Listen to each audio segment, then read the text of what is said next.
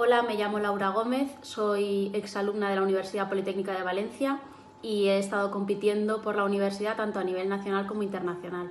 Nada, es un vídeo para mandaros un poco de apoyo y de ánimo que esto va a pasar y sobre todo empujaros a que hagáis un poco de deporte en casa. Sé que es difícil, pero bueno, hay que mantenerse física y psíquicamente bien, así que ánimo y espero vernos dentro de poco.